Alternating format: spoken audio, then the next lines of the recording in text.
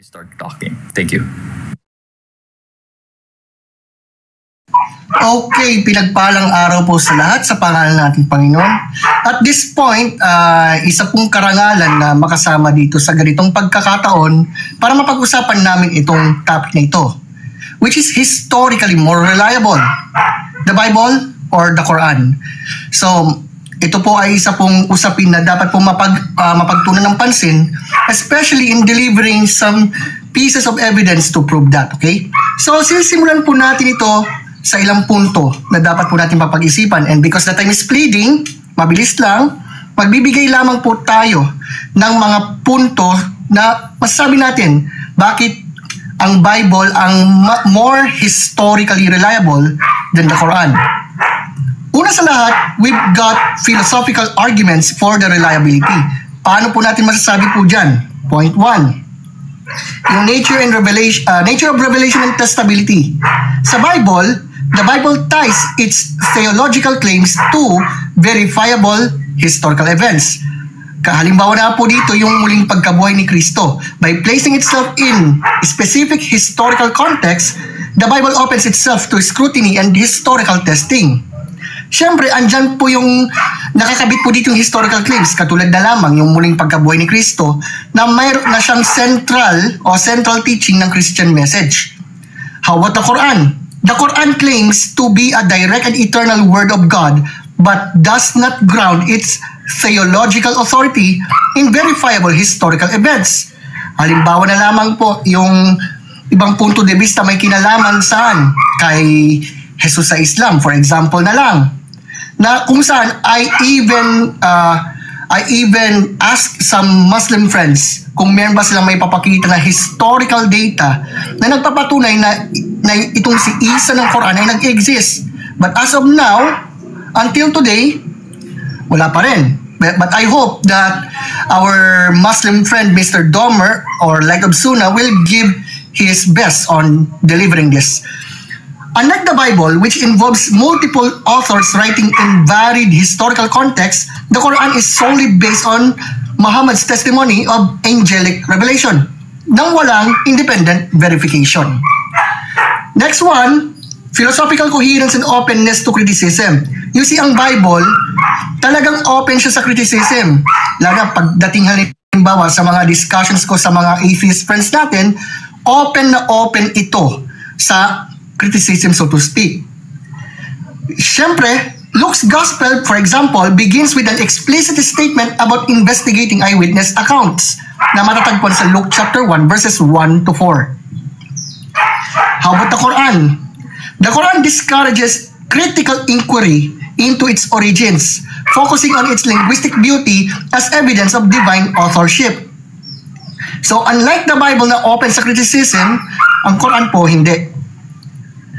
How about documentary evidence test? You see, sa Bible, the Bible's manuscript tradition is unmatched in ancient literature. Sa Old Testament pa lang, meron tayong Dead Sea Scrolls na yung, halimbawa na lamang yung Isaiah Scroll, ito po ay magkatulad sa Masoretic text at sa mga Bible translation na meron tayo ngayon. Ang New Testament naman, we have 5,800 Greek manuscripts exist, some dating within 25 to 50 years of the originals. Halimbawa na lamang yung Ryland's Papyrus or P52 and Codex Sinaiticus. Scholars like F.F. Bruce and Sir Frederick Kenyon affirm that the New Testament's textual integrity is unparalleled. How about the Quran? The Quran's textual preservation is less transparent. Paano naman nangyari yon? It was compiled decades after Muhammad's death under Caliph Uthman. The process involved burning competing copies which eliminated evidence of earlier textual variations. So nasunog daw yung ilang mga kopya ng Quran na hindi sang-ayon sa standard version ni Uthman, so to speak. Also, manuscripts like the Sanaa Palimpsest reveals textual differences, challenging the claim that the Quran has been perfectly preserved. And then the existence of different Quranic recitations, halimbawa yung Hafs at Warsh, further undermines the claim of textual uniformity. How about internal consistency? Ang Biblia ay isinulat ng mahigit na 40 mga manunulat, over 1,500 years. And yet, the Bible demonstrates remarkable internal consistency sa kanyang theological message, historical claims, at narrative structure. You see, sa Bible, in Genesis, paradise lost. In Revelation, paradise regained. Everything in between is the story of redemption, so to speak. Particularly, yung redemption na ginawa ng Diyos sa pamamagitan ni Kristo. But how about the Quran? The Quran contains internal tensions and even contradictions, so to speak.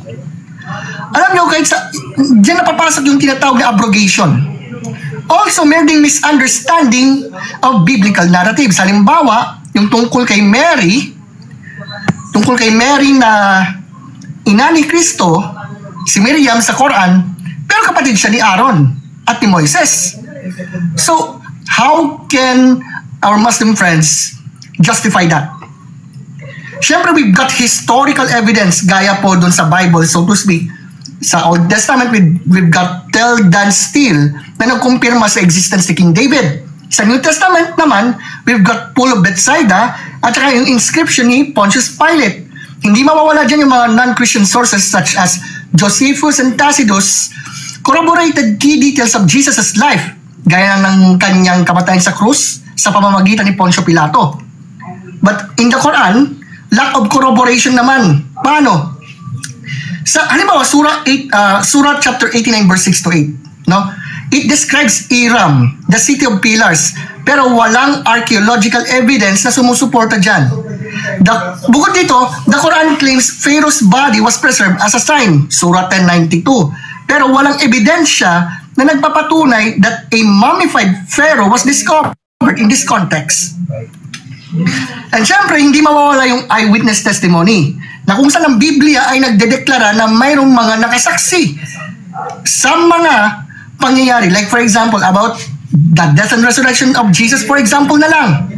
Pero sa Quran, the Quran is based solely on Muhammad's claim of receiving revelations from the angel Gabriel, pero wala pong independent witnesses sa nasabing event.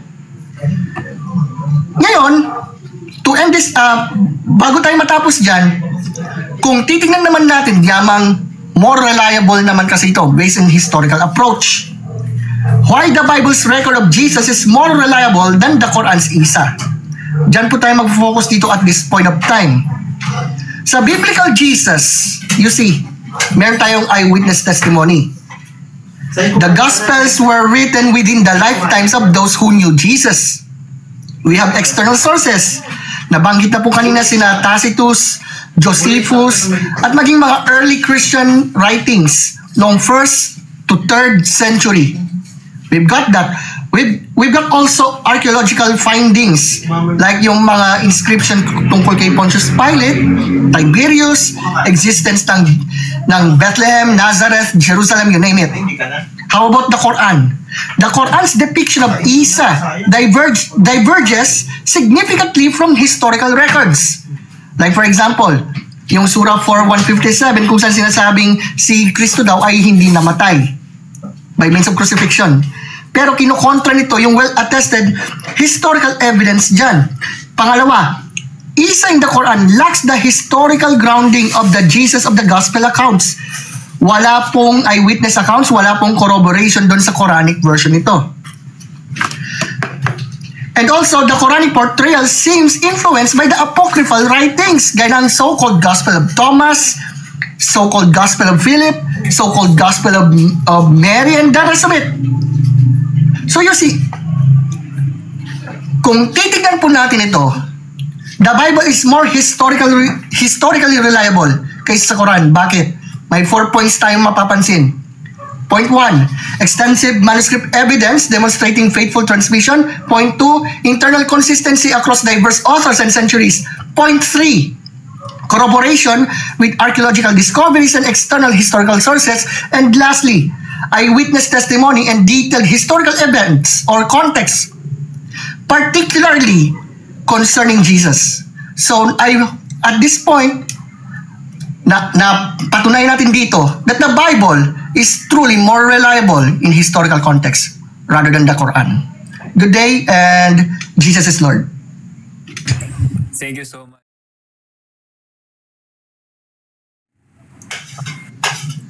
Okay. Unang tanong, Sir Roel. Sabi mo kanina, yung Biblia ay maraming sumulat.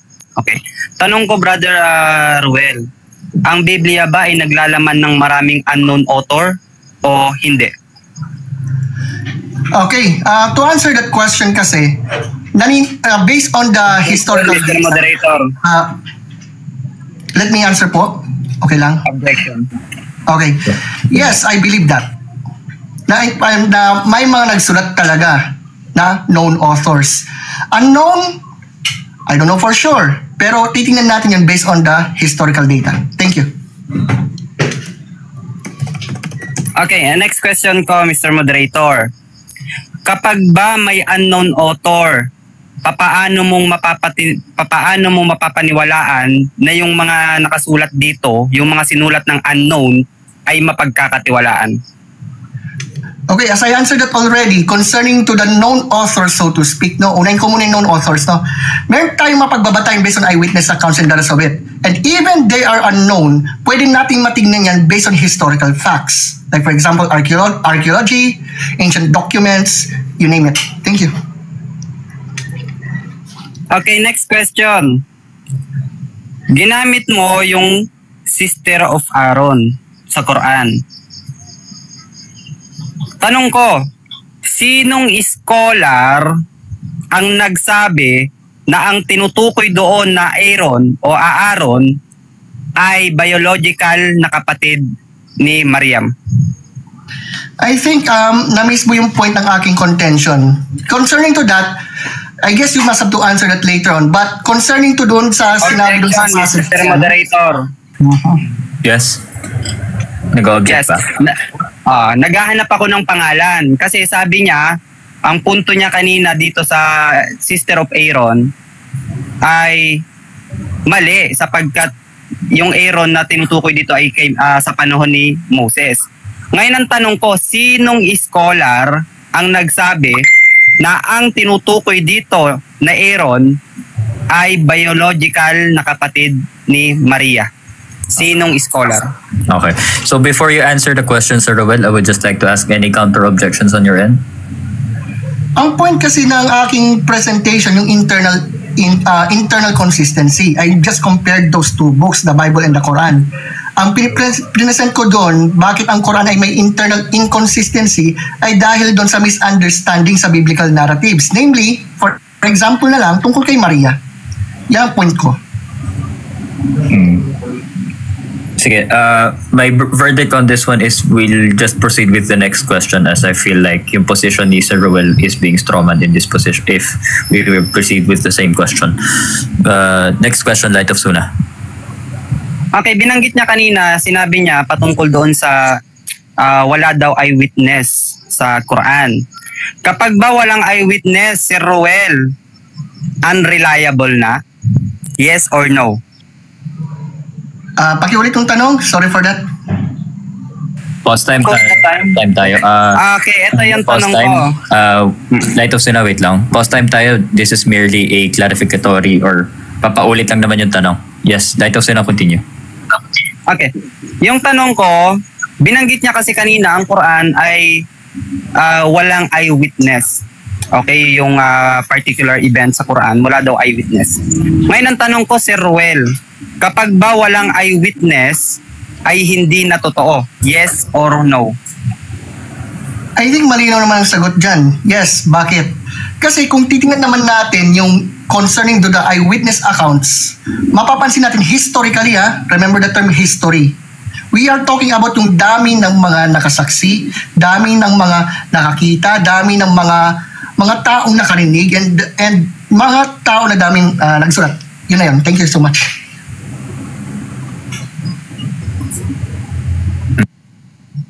Okay, next question, Mr. Moderator. Sabi niya kasi kanina, kapag wala daw eyewitness, hindi totoo. Ngayon, ito ang tanong ko. Bubuksan ko lang yung ano. Ito yung tanong ko ngayon, Sir Ruel. Sa Exodus chapter 3, verse 2 hanggang 4, hanggang 5, sino ang eyewitness sa event na ito? Can you pakiulit ng passage? Exodus chapter 3. Exodus chapter 3, verse 2 to 5. Sino ang eyewitness sa event na ito? You see, ang point naman doon, it sounds like it's Moses. Si Moses talaga ang point dyan. Objection, Mr. Moderator. Pause time tayo, timer. Ayan. Yes, Dr. Suna, ano yung objection? Kasi yung event na ito ay pumapatungkol kay Moses at doon sa burning bush. Okay? Ngayon ang tanong ko, sino ang eyewitness sa event na ito? Kasi ayon sa logic ni Sir Ruel, kapag walang eyewitness, hindi totoo. Ngayon ang tanong ko, sa Exodus chapter 3, verse 2 to 5, sino ang eyewitness? Okay. So, Sir Ruel, before I ask you to answer the question, I would just like to ask, are there any counter objections on your end? Actually, I already answered that. Pero sige, I will repeat that again. Sige, go Sir Ruel. Well, as I already answered that, Moses himself is the eyewitness of the said event. Remember the term eyewitness, hindi naman sinabing eyewitnesses. He's the one who encounters the burning bush and hears the voice of God calling to him. Thank you. Okay. Next question. Dahil ginamit mo si Moses bilang witness, tama ba na gamitin ko rin si Propeta Muhammad sallallahu alaihi wasallam na sabihin kong siya ang witness ng Quran sa pagpapadala nito? Siya ang naging witness kay Anghel Gabriel. Sa makatuwid baga, pwede ko itong gamitin bilang eyewitness? Yes or no? Actually, no. Why? Again, if we will go on to compare the Bible to the Quran, as I already pointed out, ang Biblia, hindi lang isa lang ang author, hindi 40 authors. Maraming mga tao dyan na naka-witness and the rest of it. However, sa Quran, there's only one person. One person lang. So, based on this, talaga hindi ko talaga tatanggapin yan based on this context. Thank you. Okay. Sabi mo kanina, yung patungkol sa eyewitnesses, sabi mo, eyewitnesses. Okay, ngayon, sa Leviticus, yung book of Leviticus, however, most of the book was written in the priestly circle of Jerusalem after the Israelites returned from the exile, namely around 700 years after Moses. Yung Numbers daw, yung Exodus, yung Leviticus daw, yung Leviticus, naisulat ito around 700 years after Moses. All the initiative attributed to Moses. Ngayon ang tanong, sino ang eyewitness ngayon? Yung nagsulat ba ng Leviticus ay eyewitness o hindi? Okay, for the context, gusto kong bago ko masagot yan, no? Okay, point by point, malinaw naman na andun si Moses, andun yung mga tao doon. Objection, Mr. Moderator. Categorical question. Okay, so again, Sir Ruel, since it is a categorical question, you must answer categorically, and then you would be provided, since you still have 20 seconds naman, no? SP, can we revert back the time to 20 seconds? Sige. Go, Sir Ruel. I must assert to you na dapat simulan mo siya by answering the categorical question and then you can proceed with your explanation. Okay, pakiulit yung tanong. Okay. Stop time muna tayo, SP ha. Light of Suna, can you repeat the question, please? Light of Suna, you're there?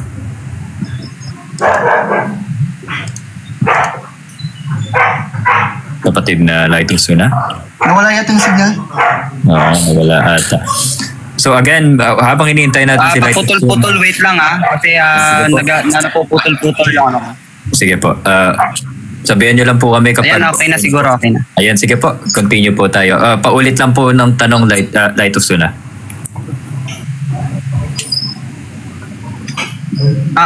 Sabi niya kasi kanina, si Moses daw ang eyewitness. Itinuturing niya na eyewitness kahit na isa lang, no? Kasi ang sinasabi niya doon is eyewitness, hindi eyewitnesses. Okay. Ngayon, ito yung tinatanong ko. Sino ang sumulat ng Book of Leviticus? Si Moses, actually. Bakit po? Dito ko na po ipipinpoint yung explanation. You see, si Moses talaga pirmi yung nagsulat based on the factual points na pwede nating makita. And then, based on dun sa naturang petsa, we can conclude that 1446 or 1406 BCE nang sinulat yun. Hindi po late. Okay. Pwede po palakihan ako, Mr. Moderator. Last time tayo, SP, please. Sige po. I would indulge you. Sige. Okay. Sabi niya kasi kanina, si Moses daw ang sumulat ng Book of Leviticus. Wait lang. Ngayon ang tanong ko lang, ito. Wait lang, Lightos Una. Continue, SP, yung time. Okay. Yeah. Sabi niya kasi kanina, si Moses daw ang sumulat nito. Okay. Tinatanggap mo ba na ang sinabi dito sa CCB Bible, however, like Leviticus, most of the book was written in the priestly circle of Jerusalem after Israelites returned from exiles, namely around 700 years after Moses. Naisulat daw ito, 700 years after Moses, all the initiative attributed to Moses. Ngayon ang tanong, sino ang nagsasabi ng totoo? Ikaw na sinabi mong si Moses ang nagsulat? O ito na ang sinabi attributed lamang ito kay Moses? Objection po muna. Context. Context muna. Objection lang po. Sorry, I thought I was on mute.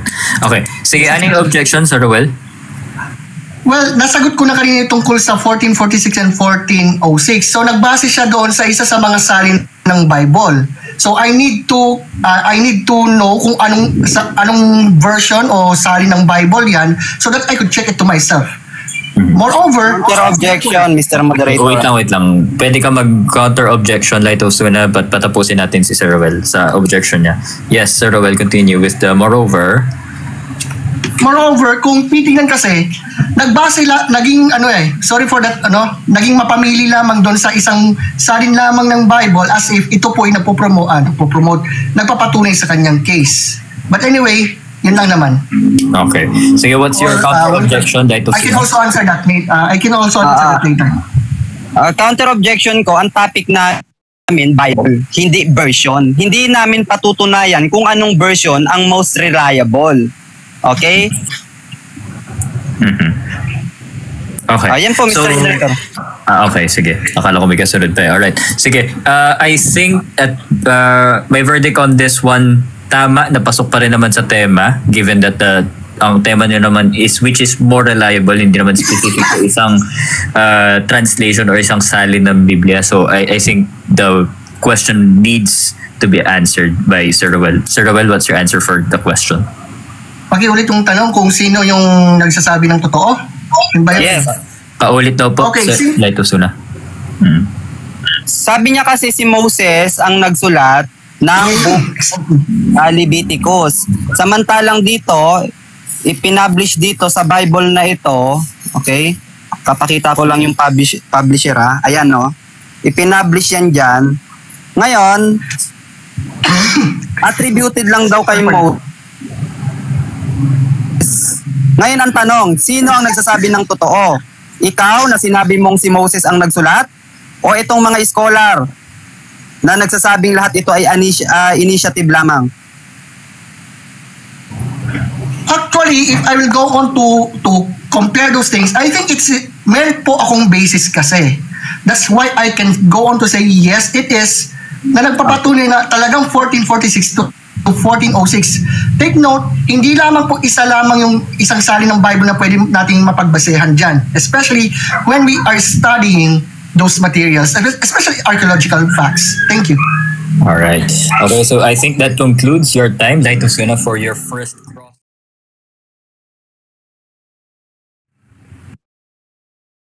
Okay. أعوذ بالله من الشيطان الرجيم. بسم الله الرحمن الرحيم. سبحانك لا علم لنا إلا ما علمتنا إنك أنت العليم الحكيم.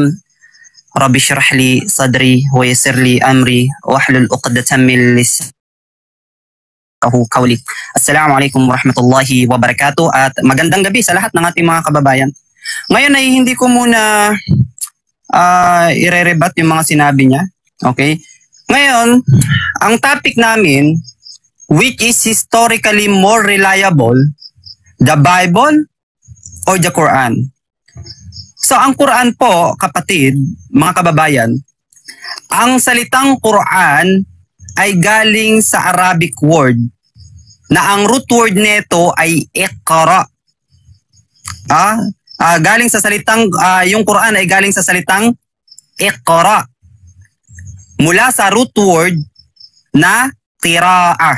Ibig sabihin recitation. Kaya wala kaming pakialam patungkol sa compilation ng Quran.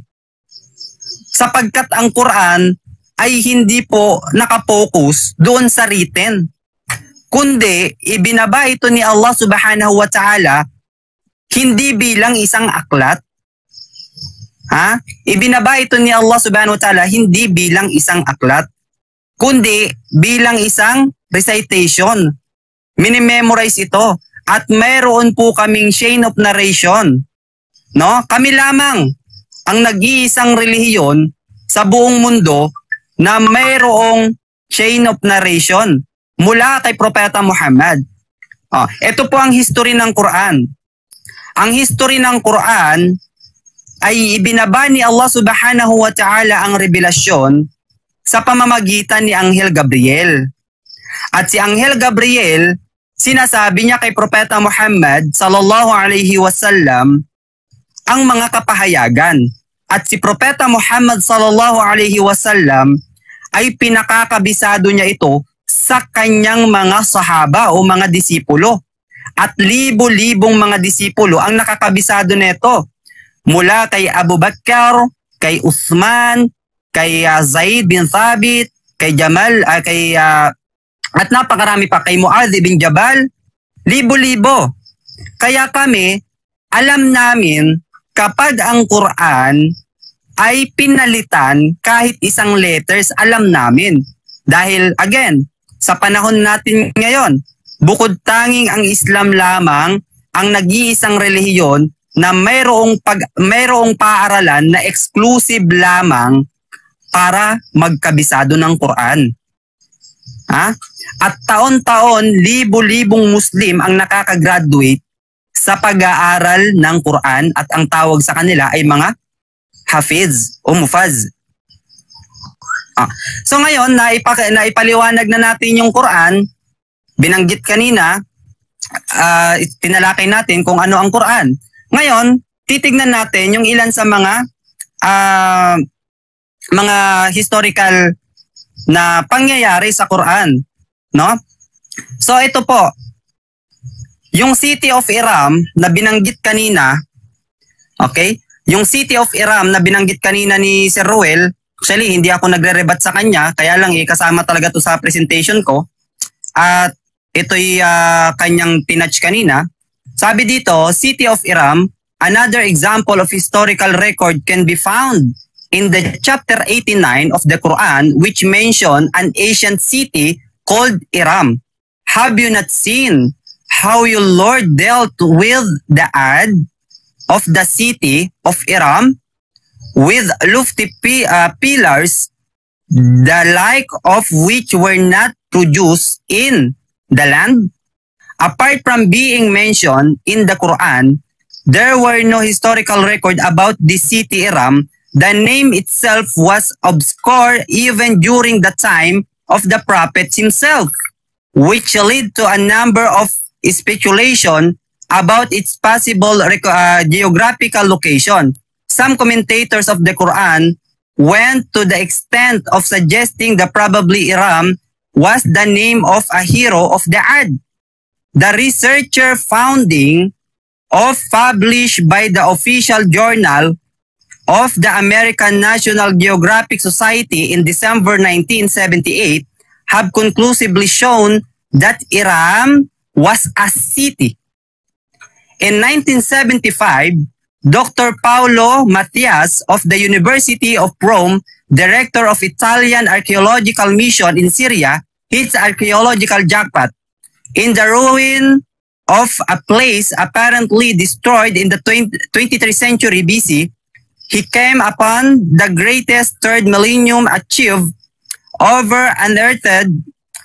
More than 15,000 cuneiform tablets were discovered among the rich detail revealed by this tablet. In fact,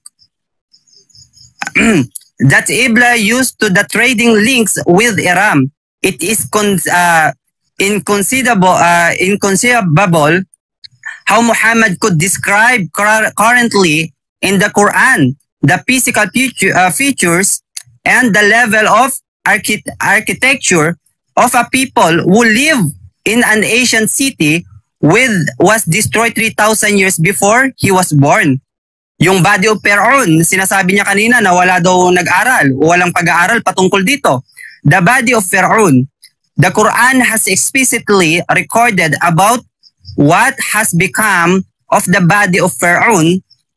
This day we have saved therein your body so that you become a sign for those who come after you. But verily, many among mankind are heedless of our sign. Chapter 10, verse 92.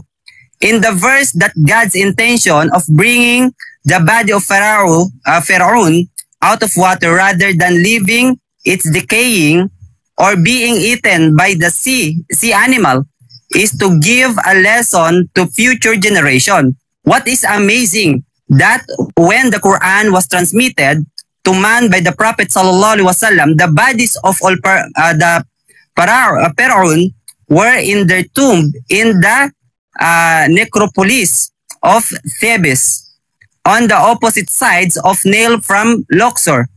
At the time, however, absolutely nothing was known of this fact, and it was not until the end of the 19th century that they were discovered therein. So, ang pag-aaral na ito po yung isinagawa ni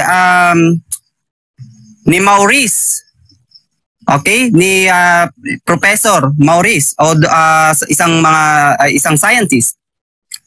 So ngayon, tignan naman natin ang Biblia. Okay, kasi kanina iniangat niya yung Biblia, ibinagsak niya yung Quran. Okay? Ngayon, tignan natin yung Biblia niya kung talaga bang tama. Okay? Joshua conquered the city of Ai.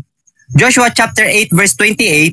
So Joshua burned the city of Ai and made, hindi ko alam kung tama yung pag-pronounce ko, made it the heap of ruin, a desolate place to this day. According to the book, the great leader of Israelites led them to victory over the inhabitant Ai around 1250 BC. Some scholars argue for a date closer to 1400 BC. Unfortunately, for Joshua and the biblical record of the Bible, the city of Ai was long gone by the time Joshua was supposed to have conquered it. Between the year of 1964 and 1976, the city of Ai was the subject of heavy archaeological excavation, 9 full seasons in the total under the guidance of Joseph Colloway, a conservative Southern Baptist and professor at Southern Baptist Theological Seminary. Having spent 9 years at the city of Ai, that the professor concluded the following in his report. The evidence from Ai was mainly negative. There was a great walled city there beginning about 3000 BC, more than 1,800 years before Israel's emergence in Canaan. But this city was destroyed about 2400 BC, after which the site was abandoned. Despite extensive excavation, no evidence of a late Bronze Age. 1500 to 1200 BC. Canaanite city was found. In short, there was no Canaanite city. Light of Suna, sorry, that is your time. Your time minutes is up. All right. The time you start talking. So, okay, magandang gabi, Mr. Domer. So, meron akong mga set of questions dito. First and foremost, sinabi mo sa iyong presentation kanina na you as a Muslim, you don't care about the compilation of the Quran kasi yung Quran ay nangahulugan nga na from the etymological term ay speech ni Allah, so to speak. Ngayon itong tanong, do you think ito ba ay masasabing patunay para sa reliability ng Quran dahil lamang sa no one cares about its compilation? Yes or no, and why? Yes, Mr. Moderator, tama yon. Kasi ang Quran, kahit hindi mo ito isulat, ay kabisado ito ng libo-libo at milyon-milyong tao. Sa katunayan, Mr. Roel Agustin, kung magkakaroon ng challenge sa pagitan ng Biblia at ng Quran, sunugin lahat ng Biblia, sunugin lahat ng Quran at paunahang mag-produce, kami lang ang nag-iisang relihiyon na magkakaroon ulit nito. Okay, thank you. Next question. Sabi mo kanina na isa sa masasabing standard para masasabing reliable ang Quran ay yung dami ng mga tao na nag-recite nito. Do you think ito ay masasabing napakatibay na evidence or let's say explanatory power para mapatunayan na talagang reliable yan? Yes or no, and why? Yes, Mr. Moderator, sapagkat kung maraming nakakakabisado, malalaman namin kung tama pa ba yung ninanarrate ng isa o mali na kung siya ba ay nag-iimbento o hindi. Sapagkat marami ang makakapansin kung merong isang tao na tatayo at sasabihin niyang ito ay mula sa Quran. Madali naming malalaman kung ito ba galing sa Quran o hindi sapagkat maraming nakakabisado nito. Next question. Okay, thank you.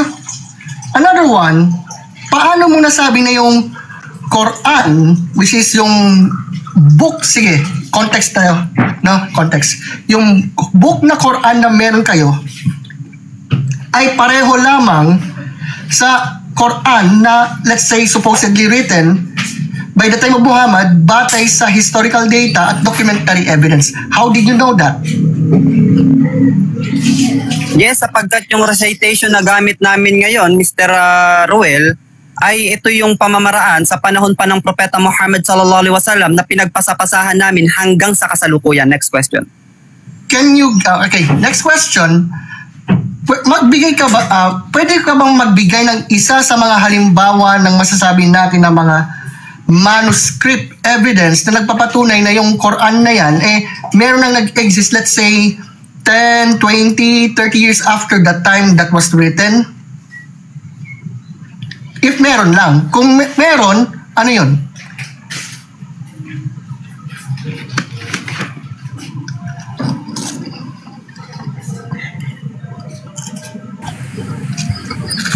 Pause time tayo, SP, habang hinihintay natin yung sagot ni Light of Suna. I think he is... Objection, Mr. Moderator. Objection.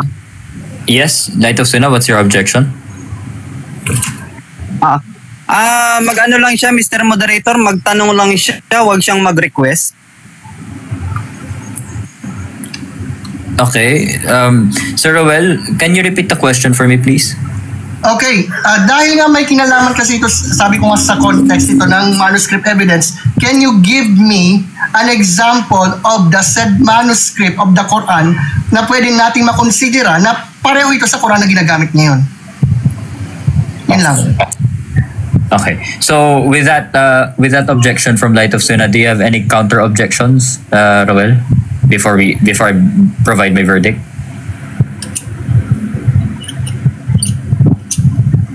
Roel, are you there?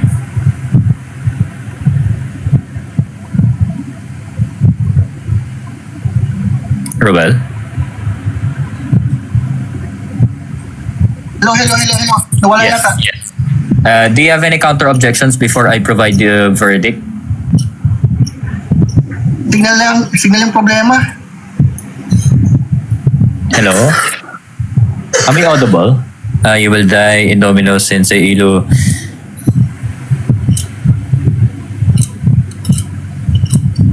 Audible naman. Okay naman signal yun. Okay. So, Sir Ruel, do you have any counter objections before we proceed, before I provide my verdict regarding the objection from Light of Suna? Okay. So kasi ang counter-objection ko yan simple dahil kasama ito sa masasabi nating more historically reliable ay ang mga manuscript. I even mentioned the manuscript evidence na nakasuporta sa Bible. So I would like to find out kung anong masasabi natin na kahit pangalan na lang ng manuscript evidence ng Quran na nagpapatunay na pareho ito sa Quran na ginagamit. Okay. So my verdict is this. Light of Suna, I think you need to answer this question as the question is provided not to be demanded. Kasi ang sinabi naman, can you provide? Hindi naman sinabi na, please provide me one. Okay, so I think Light of Suna, in light of the topic, I think you should answer the question. Okay, meron po yung tinatawag na Uthmanic manuscript na isa sa 7 kopya na ipinadala ni Uthman sa nung kanyang kapanahunan. Gumawa siya ng 7 kopya at yung mga kopyang ito ay pinadala sa mga big cities sa panahon na yon. At yung isa po doon ay nananatili ngayon sa Central Asia sa Museum ng Uzbekistan. Yun po. Alright, next question, Sir Ruel. Okay. Salamat. So at this point, nabanggit mo kanina yung city of Iram. Tapos nag-present ka ng mga masabing evidence concerning doon. Ngayon ang tanong ko, saan yung exact geographical location or should I say, saan matatagpuan yung exact location ng Iram? Iram. Sorry for that. Okay, Mr. Moderator, wala pong nabanggit doon sa binigay ko, okay, na kung saang sakto na location, bagamat may study ng isang archaeologist. Ngayon, kung hindi ka payag doon, tutol ka doon, patunayan mong mali ang kanyang pag-aaral at tama yung sinasabi mo. Next question. Okay, thank you so much. Also, na-mention mo yung Uthmanic manuscripts, no? Pero meron akong isa sa mga punto dito na pwede kong itanong sa iyo, no? Kasi sabi ng isang hadith narration, I don't know kung anong passage yun, sinasabi na okay, naibigay nga ni Uthman yung mga standardized na Quran na meron siya, and then the rest were burned. Bakit ayon doon? Gusto ko malaman, bakit niya sinunog yung mga iba pang mga manuscripts according to the said hadith narration? Maybe I will find out later.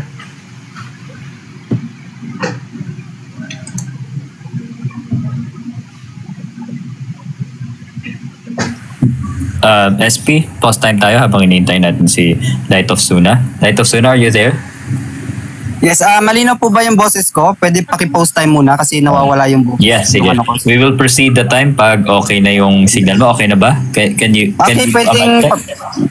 pwede bang palakihan ako, Mr. Moderator? Alright, papakita ko yung sagot doon sa tanong. Sige, SP, magsa-start yung time ulit kapag nagsalita na ulit si Light of Suna.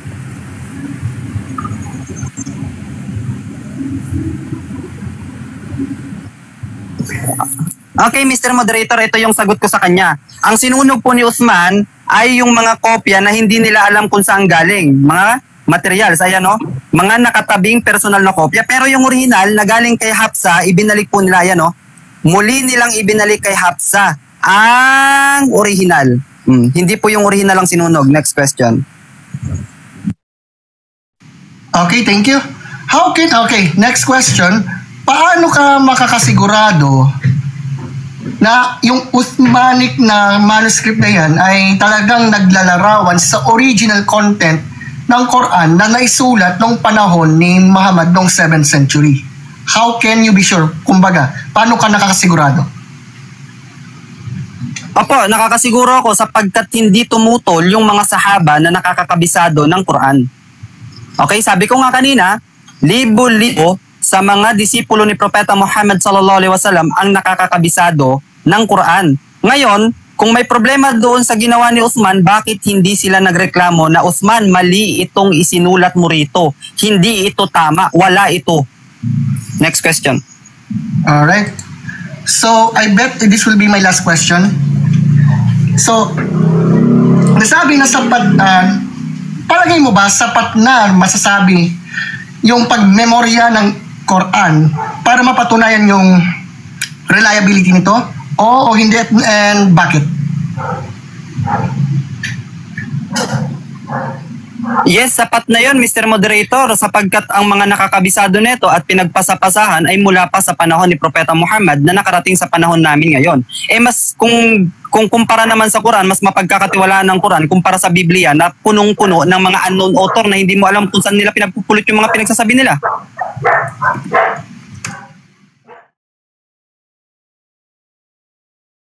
Thank you. Okay, thank you so much and good evening again. And thank you sa naging unang palitan namin ng mga tanong at sagot. So gusto kong i-pinpoint ang ilan sa mga sinabi ng ating maginong kausap na si Mr. Ahmad Domer. So concerning to what he said na they don't care about the compilation of the Quran at all since they think ito'y sapat na kasi ito'y ganito. It sounds like some sort of, let's say, circular reasoning fallacy. Because, you see, kung titingnan natin, okay, we have the Quran, ayan, ganito. The Quran says that it is the word of God. Therefore, it's true. Tapos, bakit totoo? Kasi ito ay binahayag ng Diyos, some sort of it, then, babalik na naman to in circles kasi. Take note, in the historical point of view kasi, hindi lamang po ito basta ganun lamang po yan.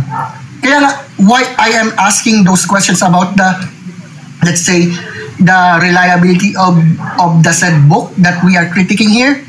Kasi first and foremost, meron din itong mga claims na nangailangan ng tinatawag na mga evidence. Just like the Bible na, actually, kahit sino naman po na nakikinig po sa atin ngayon, whether you're a Christian, an atheist, a Muslim, whoever you are, marapat lamang na bukas po ang naturang claim sa masasabi natin na cross-examination period like what we are doing here right now. Ngayon, to say that na they don't care about it, therefore it's true, na ito ay naipasa, therefore it's true, na sinasabing yung ganong libro na ay pareho lamang sa ganito at ganyan, hindi pa rin po ito sapat. That's why I'm asking some questions like, ano ba yung mga, let's say, mga manuscript evidence to find out? Ano yung mga historical arguments dyan? Or, take note, buti lang nga, sa ngayon, hindi pa nabanggit yung concerning to the person of Christ, so to speak.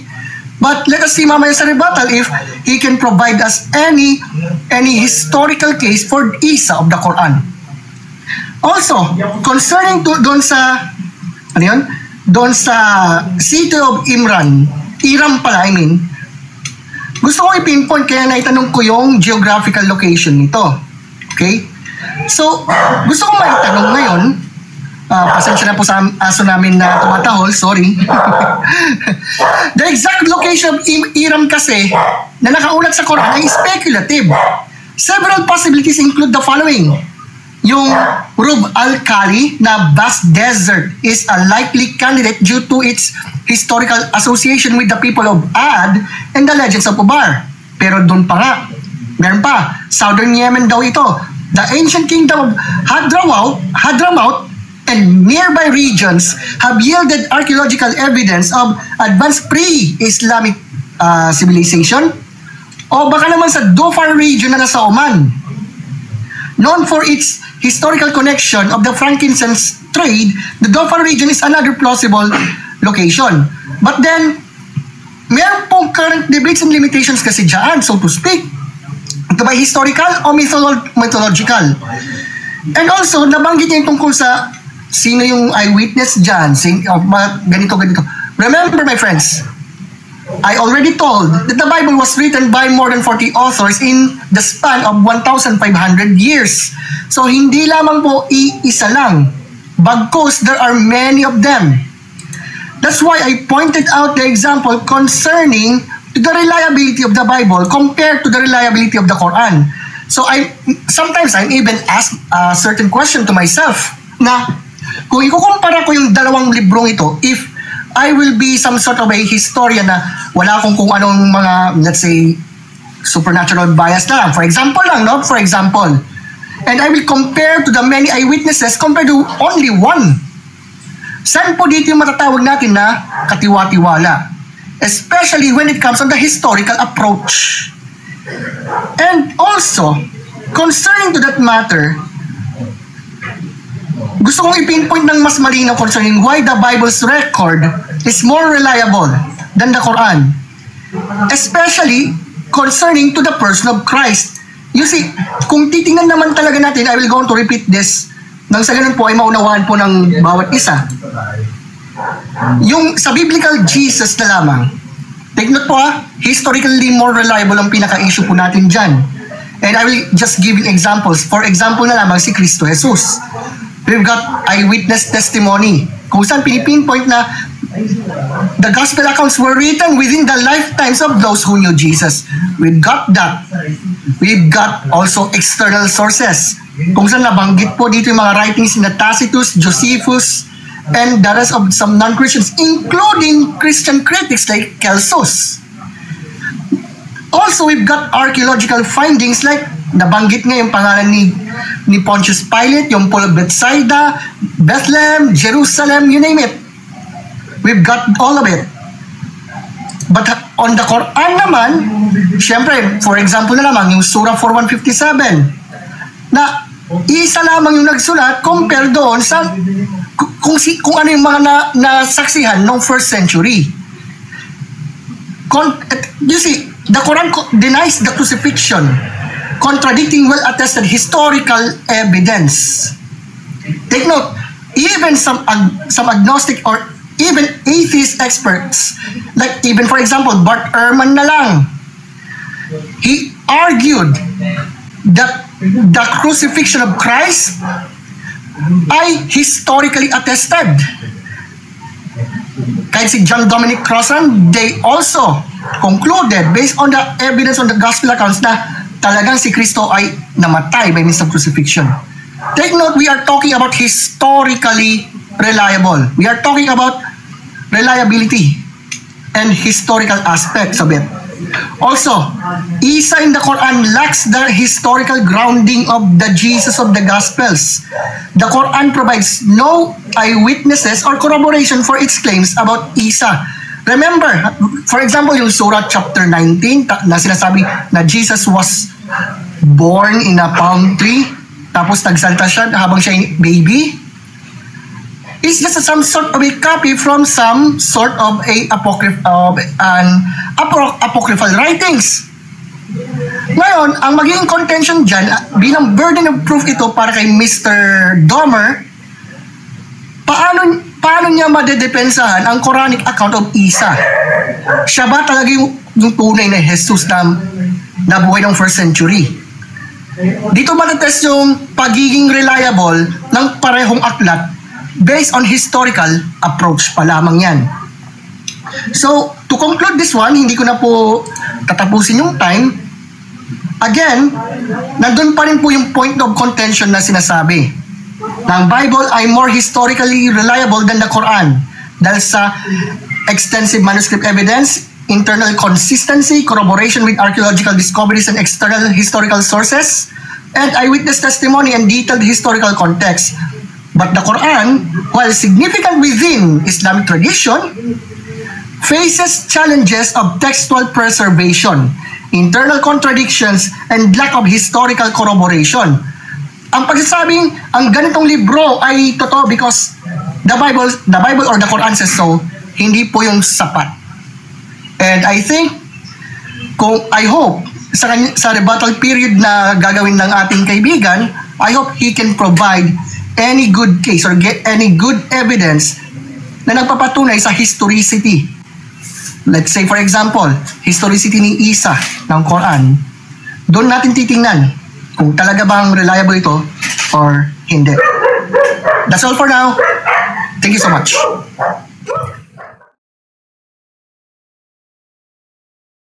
Okay. Unang tanong ko, Mr. Ruel, yung Joshua 8 verse 28, ito ba'y totoong nangyari? Yes or no? Joshua 8:28?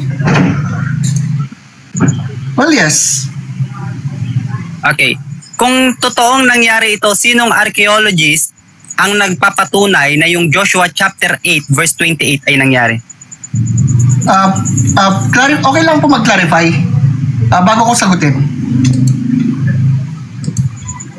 Yes, like to say, hold on. Sir Roel, ano po yung clarificatory question?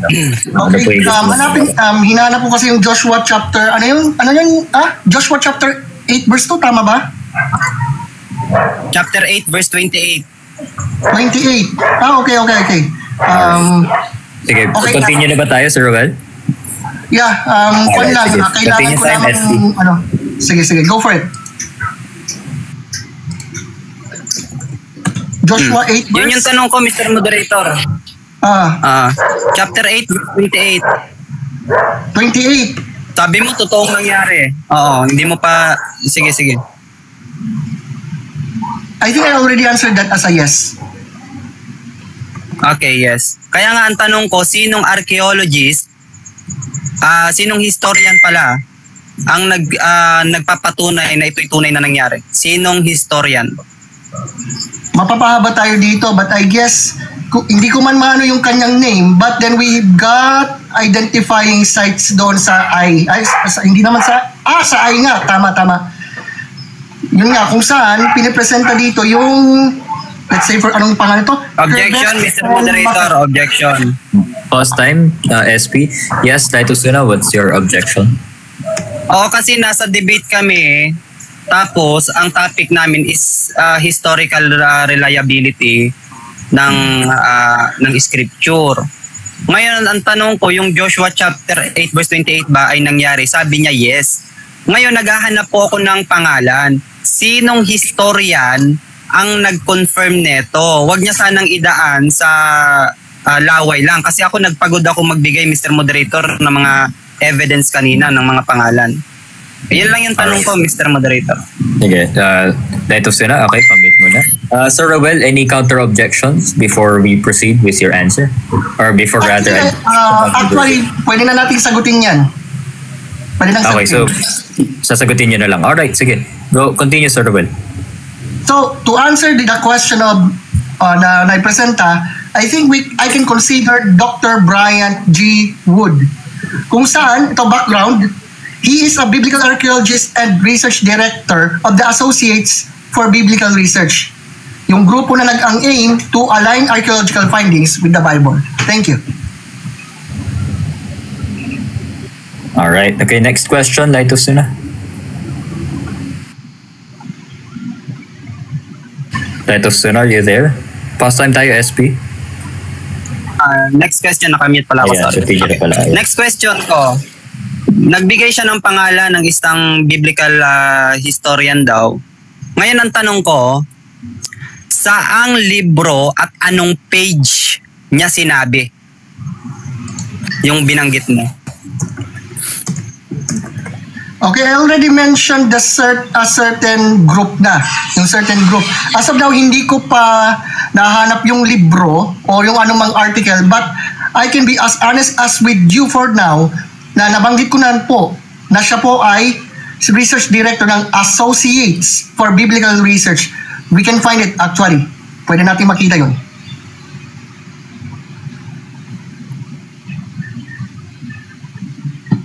Next question, Titus Suna.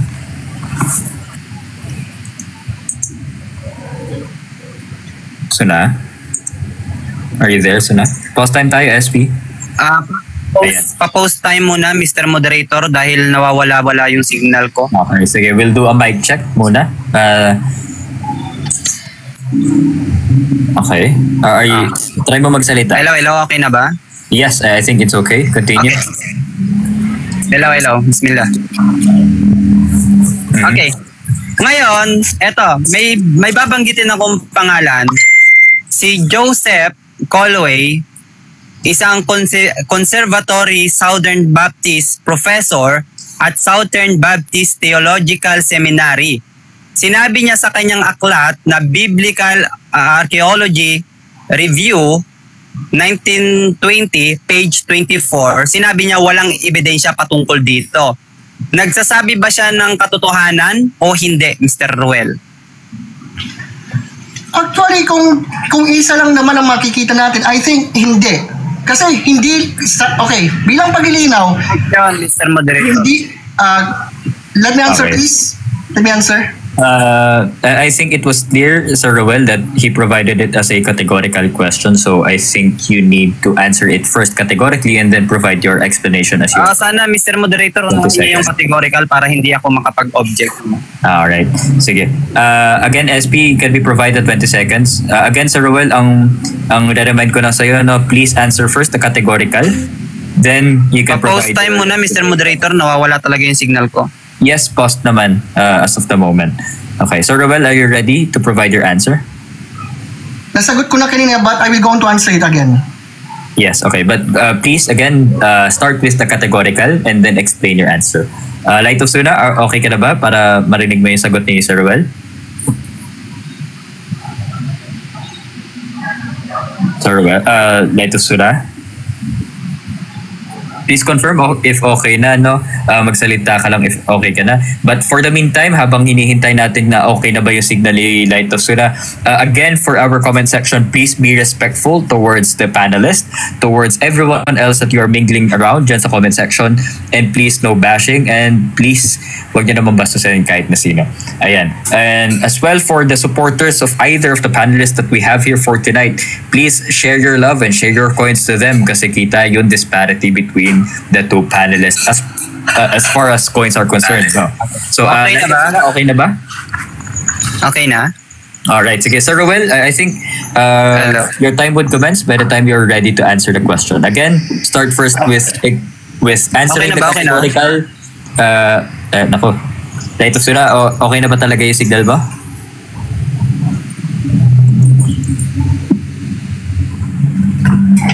Okay, so again, habang hinihintay po natin yan sa mga bagong dating lamang po dito sa round table, after our closing statements, we will be providing our viewers the chance for you to ask any questions pertaining to the topics, that is, towards our panelists here for tonight. We will be providing, again, 15 minutes question and answer Okay na ba, Mr. Moderator? from the panel, from the viewers below. Okay, so later yan, after our closing statements. Okay, so Sir Roel, again, please answer the categorical first and then explain your answer afterwards. Sir Roel, your time is a go. All I can say is no. Bakit po? As I pointed out, hindi lamang po isa lamang po yun kasi marami pang mga archaeologists na until now, they are re-examining those archaeological findings. I even said Dr. Bryant G. Wood for that, and I hope he can do some sort of homework for that. Okay. Next question. According sa biblical text, biblical record, okay, sa book of Matthew, chapter 27, verse 42 to 43, kung di ako nagkakamali, nung si Jesus ay ipinako, nagsipaglabasan yung mga patay at pumunta sa kabayanan, sa city, at nagpakita sa maraming tao. Meron bang historian na magko-confirm nito? Wala. Okay, Matthew chapter 27, 42 to 43. By the way, bago yan, okay lang ba na basahin muna? Okay, I think it's better for the viewers to have any context. No, SP, let's pause time. Ako na lang siguro magbabasa. Ano ulit yung yung talata? If kung ako magbabasa. Matthew 27 verse 42 to 43. Matthew 27 42 to 43 kung hindi ako nagkakamali. 42 to 43. Okay, hold on, okay? Alright, so go.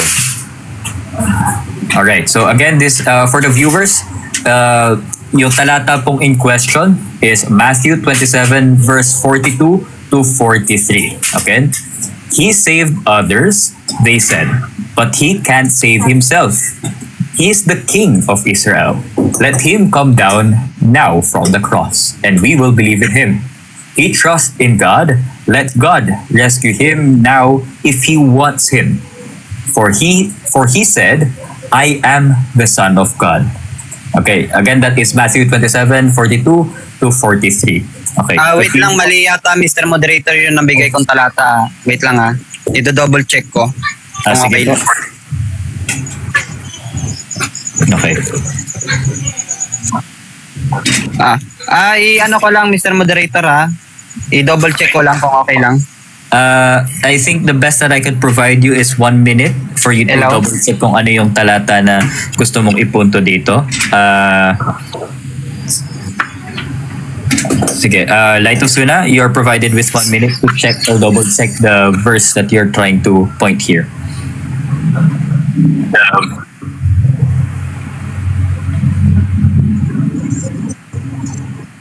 Again, so for our panelists, for our viewers sa baba, if you have any questions, ready na ba? Light of Suna? Light of Suna, okay na ba? Hello? Are you there? 52 pala, Mr. Moderator, 52, verse 52. Verse 52 to 53? Verse 52 to 53. 52 to 53. Yeah. And we're still on Matthew 27. Yes. Alright, sige. Again, for the viewers, yung talata question is Matthew 27, verse 52 to 53. And it says, and the tombs broke open. The bodies of many holy people who had died were raised to life. They came out of the tombs after Jesus' resurrection and went into the holy city and appeared to many people. Again, that's Matthew 27, verse 52 to 53. Okay, so ano po yung question natin dyan, Light of Suna? Okay. Ang tanong ko dyan, kung totoong nangyari yan, meron bang historian na nag-confirm ng pangyayaring yan? Okay, thank you so much. So, I think we will go on to geological ones. Bakit? Geological studies showing seismic activity sa Judea around the 1st century. Potentially matching Objection, Mr. Moderator. Can you finish my answer first? Hold on, Sir Roel. Meron siyang objection. We can provide him that. I can provide him with that. So again, Light of Suna, what's your objection? Kasi wait lang Okay ba? Malinaw ba yung boses ko? Kasi nawawala-wala talaga ako. Yes po, malinaw naman po. Okay na ba? Okay ba yung boses ko, Mr. Moderator? Yes. Hello? Ang tinatanong ko kung meron bang historian na nag-confirm. Yun yung tinatanong ko, Mr. Moderator. Okay, so before we continue, and I will provide my verdict afterwards. Sir Roel, do you have any counter objections or would you like to answer the question na? Actually, meron akong matasabing counter objection dyan. Kasi if he was talking about a certain historian, ito ba ay doon ba lamang sa mga Palawe when it comes on ancient historical records or geological and archaeological ones? Yan ang gusto kong ipinpoint. Kaya siguro kung akong tatanungin, I need to, kailangan ng clarification. Clarification lang. Alright, so before I provide my verdict, Light of Suna, would you care to provide clarification kung ano yung tinutukoy mo na pangalan ng isang historian na assert ng itong bagay na to? Alin nga ba? Kasi ganito, Mr. Moderator, yung nasa event kami ng historically reliable. So, i-examine natin lahat ng nilalaman inside the Bible. So, ngayon, ang narrative doon sa Matthew 27, 52 to 53, yung mga patay pumunta sa city at nagpakita sa maraming tao. So, imposible na hindi yun na-record kung totoong nangyari yun.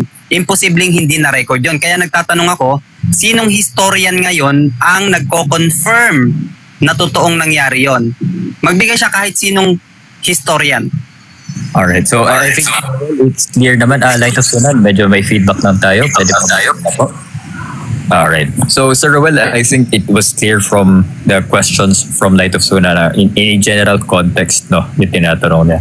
So, if you could answer the question, we'll proceed.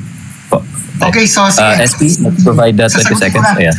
So, you see, na-mention nga Josephus, Roman records, some sort of it. Bagamat, I will go on to this.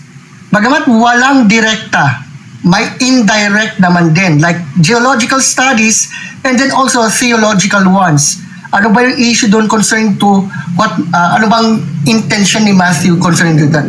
So, kahit walang masasabing direct na historical accounts dyan, meron tayong tinatawag indirect, katulad ng geological studies na nagsuggest like yung seismic activity noong 1st century. Thank you. Alright, next question tayo, Light of Sunan. Light of Sunan. Next question, Mr. Moderator. Okay. Sa Luke chapter 22 verse 44 to 45, ang sabi doon, nung si Kristo ay ipinako, kung hindi ako nagkakamali, simula alas 9 hanggang alas 3 ay nagdilim sa buong paligid. Nagdilim. Meron bang historian na nagko-confirm na nangyari nga talaga yon? Meron o wala? Okay, to answer the said question, Luke 23, 44 to 45, I can quote Thallus, 1st century AD, reportedly mentioned a solar eclipse cited by Julius Africanus. Thallus, yung pangalan niya.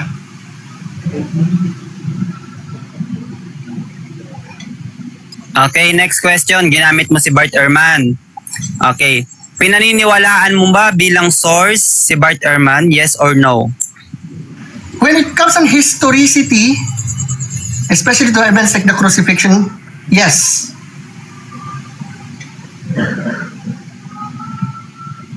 Okay. Ang sabi niya, yes. Ngayon, ang sabi ni Bart Ehrman sa isang pahayag niya, ang Biblia daw ay corrupted. Pinaniniwalaan mo ba ito? Yes or no? As I already said, on the historical parts dyan. Pero doon sa sinabi niya, hindi. Objection, Mr. Moderator, objection. Most time tayo, SP. Yes, what's the objection? A categorical question must be answered categorically. Yes or no? Again, Sir Roel, we will provide you again the 20 seconds. But again, I must implore you or assert to you again that you must answer first the categorical question and then provide your explanation as you're provided with the 20 seconds. All right. Continue, Sir Roel.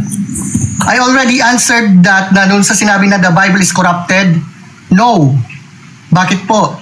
Historical and textual evidence shows the Bible is remarkably well preserved with thousands of manuscripts verifying its reliability. I hope he can do it, especially when it comes on his own book. Thank you. Thank you. Yes. A'udhu billahi minasyaitanir rajim. Bismillahirrahmanirrahim. Rabbi shrah li sadri wa yassir li amri wa hlul 'uqdatam min lisani yafqahu qawli. Muli assalamualaikum warahmatullahi wabarakatuh at magandang gabi. Kung mapapansin niyo mga kapatid, wala siyang pinasinungalingan sa aking latag. Puro siya laway. Imagine na siya, wala siyang ibinigay na reference para siraan ang Quran. Actually, wala naman siyang naitayo na matibay sa Quran dahil lahat sinagot natin. Yung tanong niya patungkol sa Quran, yung sa sinunog, sinagot natin. Tinanong natin siya patungkol ng kay Aaron. Hindi niya nasagot. O ngayon, pakikitaan natin. Pwede bang palakihan ako, Mr. Moderator? Pause time tayo, SP. Papalakihan lang natin si Light of Sunan. Alright. Sige, Light of Sunan, your time would commence once you're ready. Thank you. Sayang hindi rito, hindi makikita rito, no? Pero ang nilalaman po niyan ay patungkol doon kay Aaron na kanyang tinatalakay kanina, na kapatid daw ni Maria, which is wrong. Sapagkat ayon dito sa hadith ng Propeta Muhammad SAW, sinabi niya na yung mga tao sa panahon na yon ay ipinapangalan ang kanilang mga anak doon sa mga mabubuting tao. Isinusunod nila yung mga pangalan ng kanilang anak doon sa mga mabubuting tao. Kaya yung assumption ni Sir Ruel na yung Aaron na tinutukoy doon ay si Aaron sa panahon ni Moses. Doon pa lang mali na. Okay? Actually, wala akong irerebat doon sa kanyang mga sinabi sapagkat wala naman siyang naitayo. Kaya wala tayong irerebat dahil wala siyang naitayo. Ngayon, paano ba yan, Sir Roel? Pagkakataon ko ngayon upang durugin itong pinagkakatiwalaan mong Biblia na sinasabi mong reliable. Kung mapapansin nyo, tinanong ko siya kanina patungkol dito sa mga witness, hindi niya sinagot. Ha? Wala siyang patunay, sarili niya lang. Sa book. Dito, sabi niya kanina, ang sagot niya dito kanina, si Moses daw ang nagsulat. Pero ito napakalinaw. Ha? Ngayon, kung sasabihin mong mali itong Biblia na to, panalo na ako. Bakit? Hindi ito mapagkakatiwalaan at yun naman yung paksa natin. Okay? Yung pagiging reliable ng Biblia. Tingnan nyo ha, sa history nito, sabi dito, naisulat daw ito around 700 years after Moses. Hindi eyewitness. Ano pa? All the initiative attributed to Moses. Attributed lang. Ito pa. Ito sabi dito, the first writing of Deuteronomy took place more than 500 years after Moses. Yung Deuteronomy pala, unang naisulat, 500 years after Moses. Ano na naman ang sabi dito? But the author were priests. Kita mo? Yung author pala nito, mga pare. Ano pa? They attribute to Moses. Attributed na naman. Ito pa. Kaya, papaano mong paniniwalaan ang Biblia? Dito sa John chapter 8, papaano mong paniniwalaan ang Biblia? Sabi dito, yung chapter 8, verse 1 hanggang section chapter 8, verse 1 to 11 is not found in most ancient manuscript of John's Gospel. Hindi pala ito matatagpuan sa most ancient manuscript. Pag sinabing most ancient, Sir Ruel. Hindi raw matatagpuan. Bakit nilagay nyo rito? Hindi pala matatagpuan. So, reliable pa ba ito? Hindi. The way na ilinagay nyo rito, ang hindi naman talaga matatagpuan, hindi na to reliable. Ha? Ngayon, ano pa? Tingnan nyo ha. Yung author pala ng 7 days creation, the author, sabi dito, the priests were the author of the poem about creation in 7 days. Kita nyo? Pinagmamalaki niya si Mark. Pinagmamalaki niya si Mark kanina. Pambira, hindi naman pala si Luke. Si Luke hindi naman eyewitness. Disipulo siya ni Pablo. Ha? Disipulo siya ni Pablo. At sa verse 1, nagbinanggit din kanina ni Sir Roel, no? Binanggit niya kanina, chapter 1, verse 1 to 4, nag-research lang. Sabi niya, several people have set themselves to relate the event that have taken place among us. Marami daw tao ang sa context nito gumawa o nagsulat. Ngayon sabi niya, matapos kong suriin ito ng mabuti, ay sinikap ko naman, it seems right for me to give you Theophilo. Sino to si Theophilo? Ha? Sino ito? Nagsulat pala si Luke, hindi para sa inyo, hindi para sa mga Kristiyano. Para kanino? Para kay Theophilo. Ha? Para kay Theophilo. Ang dami pa rito. Tingnan nyo, ito. Some of the ancient manuscripts of the gospel do not have verse 43 and 44. Kita mo, mga ancient manuscript nyo, wala palang verse 43 and 44, yung Luke, yung Book of Luke. chapter 22, wala pala itong chapter 43 and 44. Bakit linagay nyo? Ha? Oh, eto pa. Meron tayong patunay, hindi tayo laway. Oh, punta tayo sa Genesis. Genesis chapter 1. Tingnan nyo ha. Dito sa verse 2, the earth had no form and was void. Darkness was over the deep, and the Spirit of God hovered over the water. Tingnan nyo ha, yung nagtatampisaw sa ibabaw ng tubig, Spirit of God. Pero kung titingnan nyo yung isang Biblia na naman, remember ha, ang topic natin Biblia. Oh. Kung titingnan nyo sa isang Biblia, sa verse 2, Genesis chapter 1 verse 2, ang lupa ay wala pang hugis o anyo. Dilim ang bumabalot sa kalaliman at umiihip ang malakas na hangin sa ibabaw ng tubig. Ano ba talaga yung nasa ibabaw ng tubig? Malakas na hangin, Sir Ruel? O Espiritu ng Diyos? Espiritu ng Diyos o malakas na hangin? At pangalawa, bilang pagtatapos. Okay. Yung sa Isaiah, sa 2nd King, okay? 2nd King chapter 8 verse 26, ang sabi doon, si Ahaziah daw, 22 years old, nang siya ay nagpasimulang maghari. Remember ha, 22 years old daw nang si Ahaziah ay nagpasimulang maghari sa Jerusalem. Ang kanyang nanay ay si Athaliah na anak ni Omri. Ngayon sa 2nd Chronicles chapter 22 verse 2, ang sabi doon, si Ahaziah ay 42 years old nang siya'y nagpasimulang maghari. 42 years old nang siya'y nagpasimulang maghari sa Jerusalem.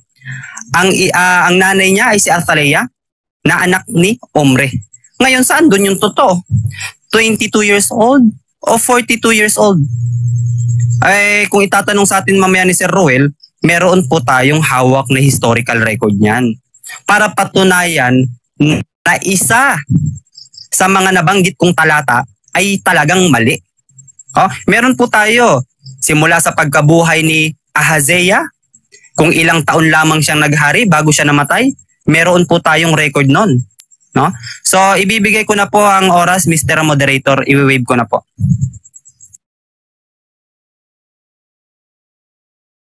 Anytime you're ready. Thank you. Okay, so you have mentioned some so-called mga missing verses and missing passages na nasa Bible. Tanong ko lang, are you aware ka ba sa tinatawag na textual criticism?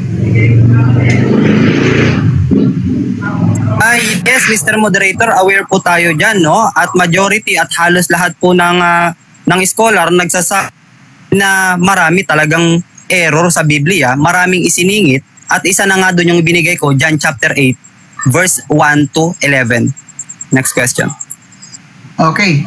Do you think yung John chapter 8 verses 1 to 11 na yan, nasabi mo kanina, dahil hindi raw kasali, ibig sabihin, hindi po siya reliable. Here's my question. Do you think madadamay ba dito yung core Christian teachings like the deity of Christ, His death and resurrection, salvation by grace through faith? Yes or no? Objection, Mr. Moderator. Yes, what's the objection? Hindi po Christology ang aming pinag-uusapan. Ang pinag-uusapan namin, historically more reliable. So yung binanggit ko, history yon. Wala siya sa most ancient manuscript. Wala tayo sa teaching nyo patungkol kay Kristo. Okay, so before we continue, I would just like to ask Sir Ruel, any counter-objections on your end? Counter-objection, simple lang. Since nagbanggit siya ng so-called na, yun nga, na missing passage daw ng Bible, like John chapter 8 verse 1 to 11, ang tanong na, nadamay ba yung core Christian teachings? Hindi ko naman sinasabi na papatunayan na si Jesus. Please close the time. Wala yung signal ko. Wait lang sila. Yes. Hindi pa tayo naka-pause time kanina. Ano yung napansin mong time? Anong supposed time mo? 6 minutes ba dapat or something? Hindi ko po napansin, Mr. Moderator, kasi yung signal ko talaga. Sige, I'll just grant you 5 seconds. Ibalik natin sa 6 minutes. Sige, continue, Sir Roel. What was your Nag-post time lang ako kasi nawawala. Yes po, sige. Sir Roel, continue with your counter objections po ulit po, please. Sorry for that. Okay. So, nasabi na teaching yon, hindi yan history. Kasi dahil may bahagi ito sa textual manuscript, damay baka ko yon sa entire Christian teachings. Kumbaga, hindi ko sinasabing papatunayan ko na tama yung Christian teachings. Ang punto lang doon, nadamay ba yung core o main teaching ng Christianity na historically na paniniwala ng mga Kristiyano. Yun ang gusto kong malaman doon. Na yung John 8 verses 1 to 11 ba dahil lamang doon, ibig sabihin hindi na totoo yung core Christian message. Yan ang punto ko dyan. So okay, I think since the topic is in question, which is more historically reliable between the Bible and the Quran, I think that question provided by Sir Will is still valid, and it is still part of the topic itself, and it is not in question pertaining to the Christology or anything pertaining talaga. No? So I think, Light of Suna, you need to answer the question. Continue. Okay, sige. Okay, I answer, okay. Ito yung sagot ko. Yes, Mr. Moderator. Kasi ang pinag-uusapan namin dito is reliability. Ngayon, kung may inconsistency sa loob ng Biblia, paano mo pa masasabi na lahat ng binabasa mo ay hindi lamang dagdag? Paano mo malalaman na hindi dagdag yung binabasa mo? Kung mayroong nilalaman na dinadagdag at question. Okay, thank you so much. So ngayon, aware ka ba na merong sinabi sa isang hadith na meron daw manuscript ng Quran na nasa pagmamay-ari ni Aisha na kinain ng tupa? Yes or no? Post the time, Mr. Moderator. Hindi ko naririnig si Sir Roel. Ay, wait lang.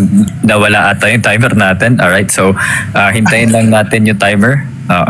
Medyo nawala din po yung timer natin. Sige. So, Sir Roel, we will come back to that line of questioning that you are going to ask, ha? Babalikan natin yan.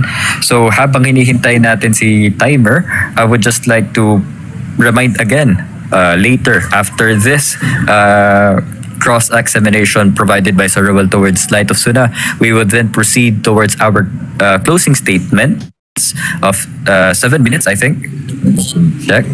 O narinig yung tanong ni Sir Roel dahil nawawala. Yes po, ulitin natin yan. Ulitin po natin yung question na binabato ni Sir Roel sa iyo. But for the meantime, hintayin lamang po natin ang ating timer, si SP. And habang hinihintay po natin, again, for our viewers here for tonight, after the closing statements po natin for 7 minutes, our viewers would then be provided, pwede kayo umakyat dito at pwede kayo magtanong for 15 minutes, although one question each lang, ha. We will be providing 15 minutes of our live for a question and answer towards our panelists here. So if sa tingin nyo may mga tanong na hindi na nasagot or anything of the sort, then pwede kayong magtanong dito as long as it is pertaining towards the topic itself. Okay, so Sensei Ilo, ikaw na ba muna yung magta-timer natin? Kung okay lang ba? I think may nangyari kay SP. I hope he's fine. Sensei Ilo?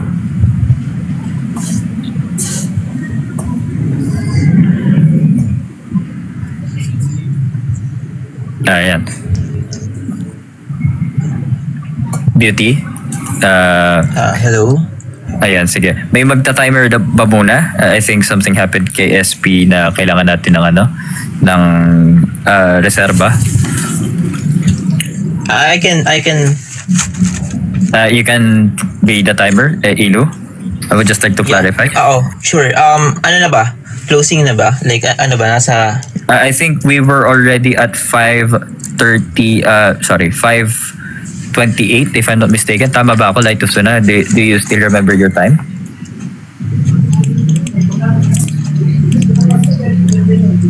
Hindi eh. Okay, Hindi so ko na maalala yung time. I think we were already Baka nasa 5 minutes yata. I don't know eh. 5:40 des.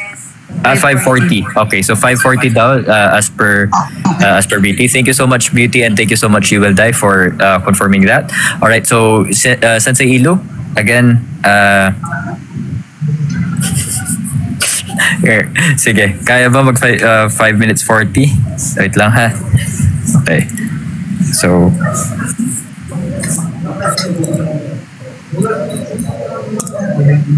5:40, no?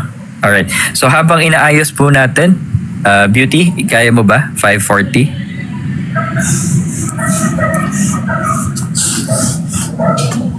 Ayan. Alright, thank you so much, Beauty. Ibababa muna kita tapos ilipat kita doon sa tabi ni Sir Ruel, ha? Okay. Para po natin, please bear with us. We apologize for this inconvenience to work with us in this technical issue. But I think Beauty na, ready na si Beauty. All right. So for the meantime, we just 11th of January, 9 p.m. We have a debate here at the Round Table. It would be fine-tuning points to an. Okay, go. All right. So I would just like to provide it towards our panelists. Magta-timer na lang muna ako ng 20 seconds since wala tayong ibang view ng 20 seconds, no? Ako na lang muna yung magsasabi kung 20 seconds na ba is up. Alright? Okay. So, continue with the line of question. Pause muna tayo, Beauty, ha? Pause muna tayo. Mag-continue lang yung question once Light of Suna is ready to... yes po. Question naman ay may kinalaman. Can you define what is this doctrine of abrogation?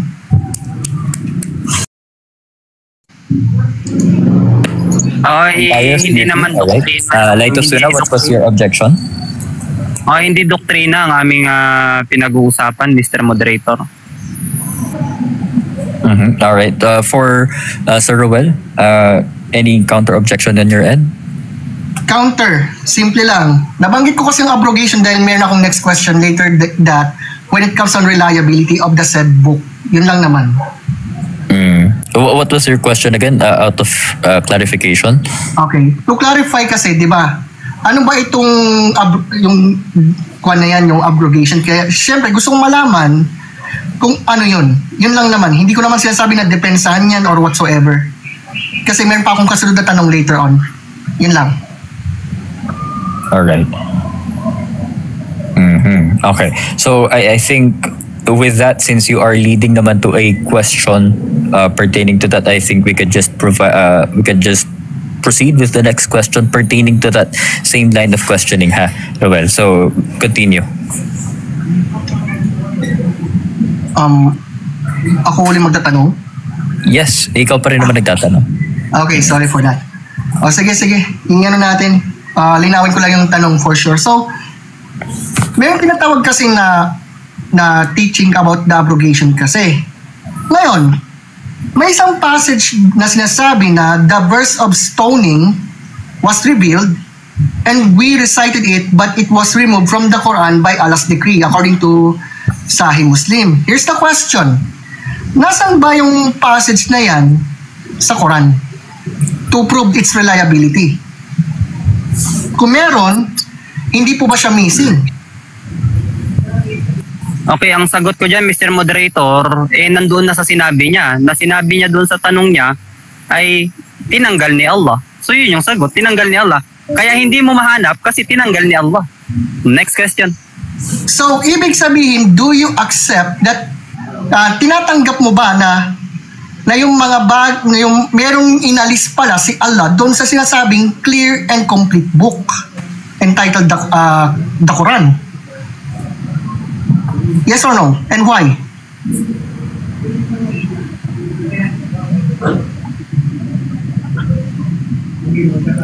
Light of Suna, are you there? Pause time tayo, Beauty? No, Mr. Moderator. Oo. Malinaw ba yung boses ko? Malinaw ba? Nawawala-wala kasi. Ayan. Okay na ba? Let's do a mic check first before we proceed with your answer. Okay na ba yung signal mo? Bismillah. Okay na ba? Ayan, I think it's okay. Pakiulit ng tanong, Mr. Moderator, kasi hindi ko na dahil nawawala. Let's go back with the question. Paulit lang natin kay Sir Ruel yung question. Okay, so sinabi mo kanina na may inalis si Allah na isang passage doon sa mismong Quran. Here's the question. So tinatanggap mo ba na itong supposedly clear book ay pwede palang makurap o alisin, so to speak, ni Allah, so to speak? Yes or no, and why? No, Mr. Moderator. Yung salitang corrupt, wala po yun sa kinalaman sa usapin, no? At hindi po yun kinurap ni Allah subhanahu wa ta'ala. Si Allah may kakayanan siyang ipag-utos at ipagbawal yung isang bagay, no? Sapagkat kung ikukumpara natin sa Biblia, di ba? Sa Biblia, pwedeng kumain ng baboy sa bawal kumain ng baboy sa Old Testament. Tapos sa New Testament, ipinahintulot niya na. So magiging Alright, I think that is the end of your 20 seconds, Light of Sunnah. Sir Ruel, next question please. Okay, next question.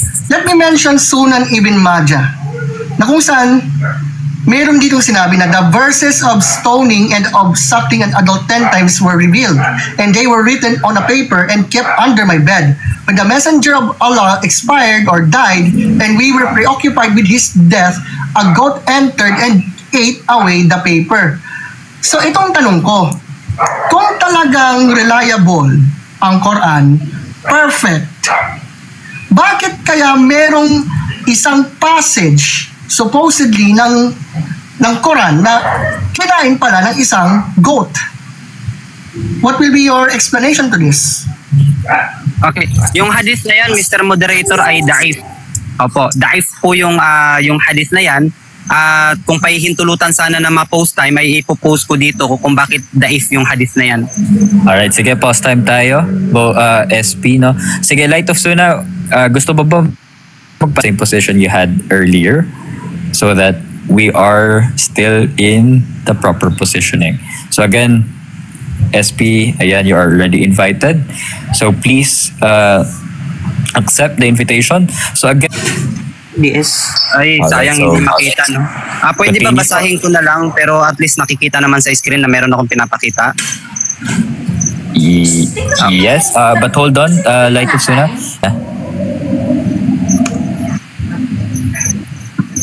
Kasi nasa 7 minutes pa rin yung kay 4:31. Ayan, ayan, sige, I will go with the timer of Beauty kasi siya naman yung nag-find. SP, balik daw tayo sa 4:42 timer. If continue. Ayan. Pakisabi na lang kung okay na, Mr. Moderator. Yes po. Okay, sige. I think we're good. We're good to go. Light of Sunnah. Try to continue, please. Okay. Sabi dito, the commentator of the Musnad of Imam Ahmad said, its isnad is da'if because their own was Muhammad ibn Ishaq, and its text contained some... Ay may kinalaman doon sa issue about Mary. Si Mary na Mother of Jesus, sister of Aaron. Ano ba yung, mayroon bang historical or let me say documentary evidence na may kinalaman doon na nagpapatunay sa reliability ng passage na yan about Mary na Mother of Jesus? Objection, Mr. Moderator. Medyo malabo yung kanyang tanong. Hold on lang tayo, Light of Sunnah. Paulit nga po ng question, Sir Ruel. Medyo parang nalalabuan daw. Ulitin ko. I-clarify na lang natin. Pause time tayo, SP dyan, ha? Yes. Continue, Sir Ruel. You told na walang kontrahan doon sa account about Mary, Mother of Jesus, sister of Aaron. How can you be sure? Paano mo masisigurado? Remember the term, paano? Paano mo masisigurado na ito ay masabing reliable and legit based on historical, archaeological, documentary evidence for this? Mr. Moderator, hindi ko makuha yung kanyang tanong, yung punto ng kanyang tanong, hindi ko talaga makuha. Okay. Kung ano doon kasi maraming event pagdating kay Maria. Okay, so sana meron may pakita o maging specific siya kasi malabo talaga yung tanong niya. Pasensya na. Okay. So before we continue, Sir Ruel, I think your line of questioning naman is relevant within the topic itself, but would you like to specify even further? Say again?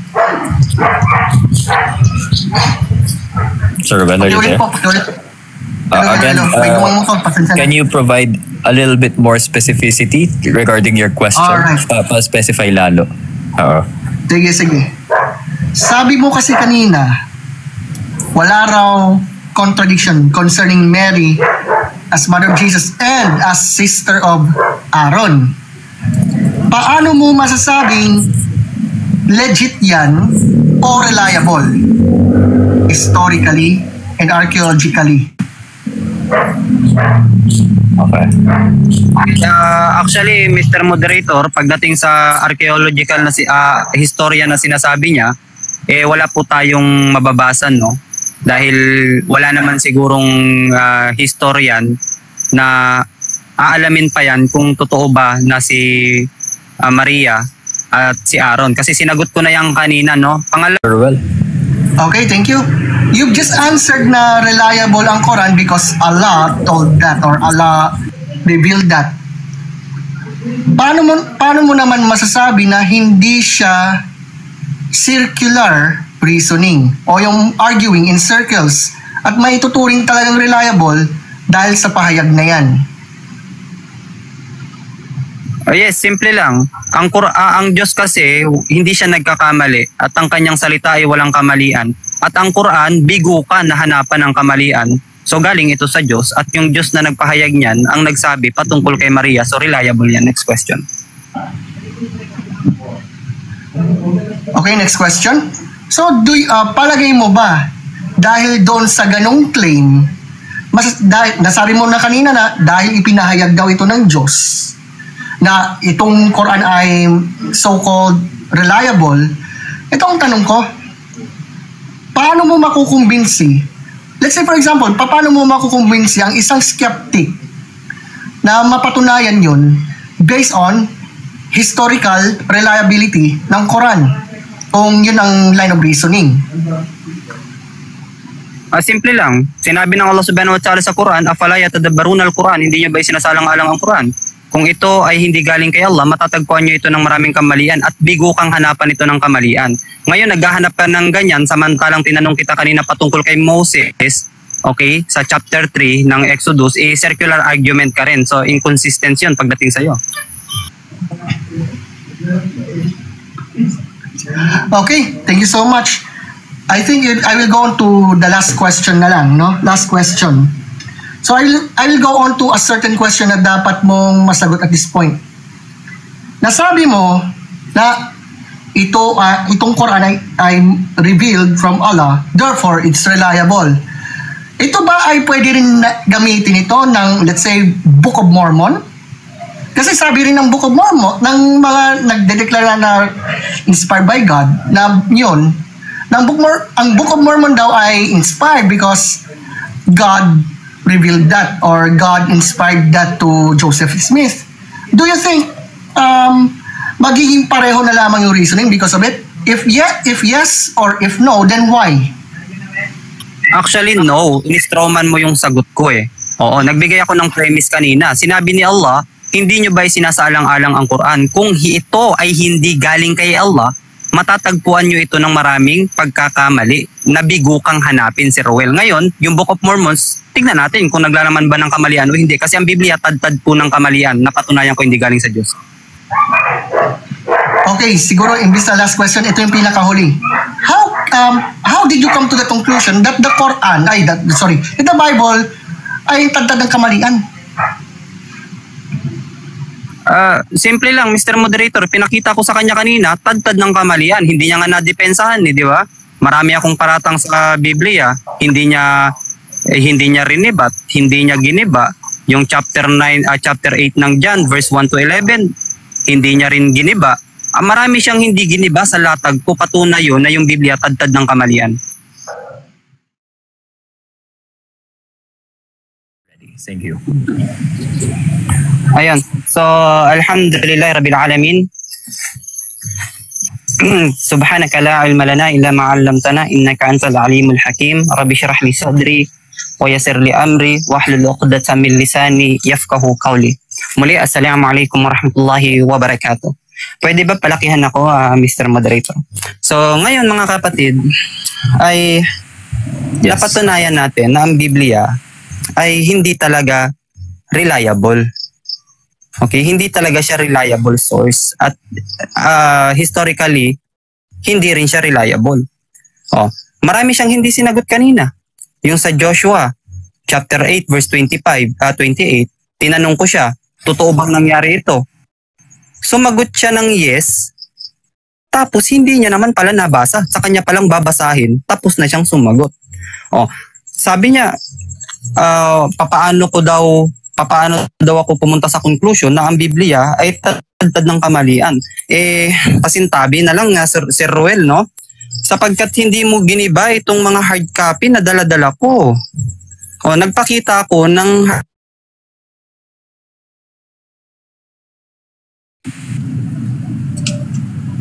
hard copy. Is not found in most ancient manuscript of John's Gospel. Tingnan mo, hindi mo to dinipensahan kanina. Actually, lahat ng latag mo ay puro lamang laway. Wala kang ipinapakitang ebidensya. Puro sabi ni ganito, sabi ni ganyan, magbibigay ka ng historian, pangalan. Pati yung book hindi mo alam. Hindi mo alam kung anong specific page at kung anong pangalan ng libro. Nasa debate ka, Mr. Ruel. Dito pa. Some of ancient manuscript of the gospel do not have verse 43 and 40. Nakikita mo yan? Ito pa, hindi ko alam, no? Talagang sadyang dito, sabi, Spirit of God. Dito, Spirit of God.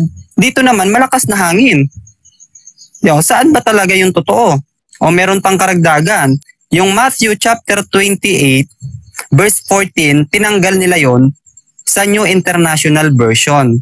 Kaya kung titignan nyo yung New International Version, wala po tayong mababasang verse 14 doon. Diba?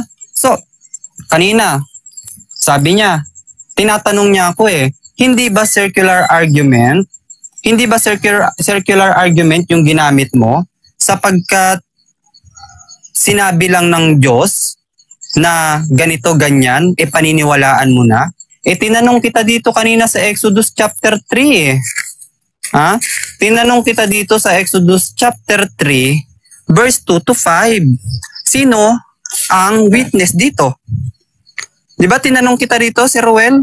Sino ang witness ni Moses nang nangyari ito? Sabi mo si Moses, secular argument yon, Sir Ruel. Sapagkat pinaniwalaan mo dahil sinabi ni Moses. Dahil nangyari kay Moses. Pero ang katotohanan, wala